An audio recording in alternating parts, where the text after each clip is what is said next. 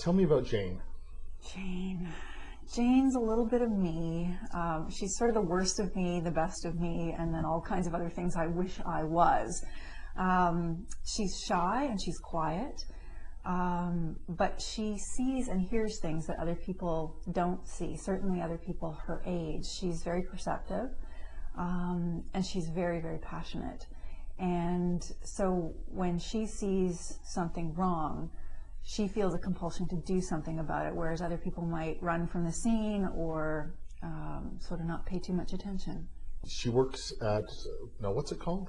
It's the Urban Wildlife Rescue Center. Which I guess is based on somewhere real? It's based a lot on the Wildlife Rescue Association of British Columbia, which is where I've been volunteering for the last 6 years. And she's a volunteer there.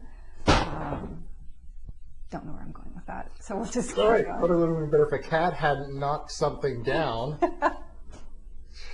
It's pretty funny that we're doing this interview about animals with two extremely mischievous cats. Say hi to Jiggy and Pixel, everybody. Yeah, the little noises in the background, or not so little noises, are the cats. The idea of the crow. Tell me about crows and what got you onto them. There's a lot in this book about pest animals, and if I asked you, you could probably name a few pest animals, right? Accountants, lawyers. Let's stick to the non-human animals. I have a thing against seagulls, I have to admit. Seagulls. So if you start listing off pest animals, you can come up with a really long list. So seagulls, squirrels, coyotes, raccoons, skunks. Let's talk about the gray wolves up north in Ontario that have sarcoptic mange because that was introduced to the species to try and get rid of them when they were considered pests.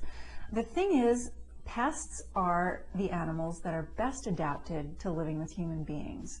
And what's that say about us? Well, I think it says more about them and their ability to survive. I think it also says that there's animals out there with a message for us. And one of the themes in crow medicine is that the idea of the crow as a pest, which is very North American, can be countered by the native idea that all animals, including what we call pest animals, have medicine or power and a message or an ability to help human beings. We're all in this together. We're all on this planet together. And when it comes to crows, the positive aspect is that they have, or their medicine gives a person the ability to take a stand, particularly an unpopular stand in times of crisis. And Jane finds herself very attracted to crows at the Wildlife Center. The little ones are cute, believe it or not. They're fun to hand feed because you have to hand feed them when they're babies.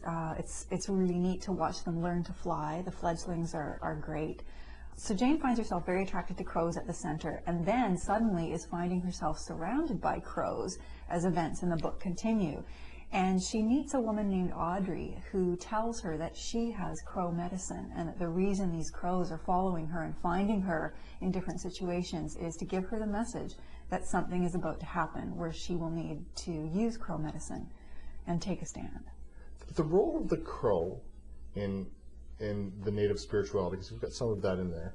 The raven is more like the coyote, a trickster character. I think in traditional stories you're right, yeah. But the crow has a little of that playfulness, but seems also to have a much more serious side and thinks about consequences far more than raven does. That's an interesting interpretation. I was surprised to find as many positive characterizations of crow as I did. In North American and sort of Western European lore, the crow is pretty much universally seen as negative, sort of a deathmonger, picks out the eyes of dead soldiers in the battlefield and eats the young of other birds and eats garbage and roadkill and all kinds of wonderful images. And when I dug a little deeper, I did find that there was this balanced side to it. And this ability to shine light in darkness is one of the ideas of crow medicine. The ability to walk alone and step away from one's community in order to fulfill one's destiny in order to take on a challenge for the benefit of the whole community. These were all parts of crow medicine, and I was really excited to find all of these positive characterizations and be able to use them in the book. How many books do you think this series is, have you got in you for this series? Well, I feel like I'm just beginning. The publisher's talking about 6. I'm just starting work on the 3rd one, which at the moment I'm calling Gaia Wild. And Gaia is the Greek name for the goddess of the earth. But it will also be the name of the elephant in the book. So I'm moving from birds to elephants in the 3rd book. And there's this idea out there, I think it was put forward by a University of Victoria professor, that there is no wild place left on the planet, that the planet is so completely managed by human beings, even what we call wilderness, that there is nothing wild left. So I really want to explore that idea in the context of a story about an elephant in captivity who may or may not make her way to a rescue sanctuary. Good job. Nicely done. I think the Wildlife Rescue Series is going to go on and on. Thanks, Craig.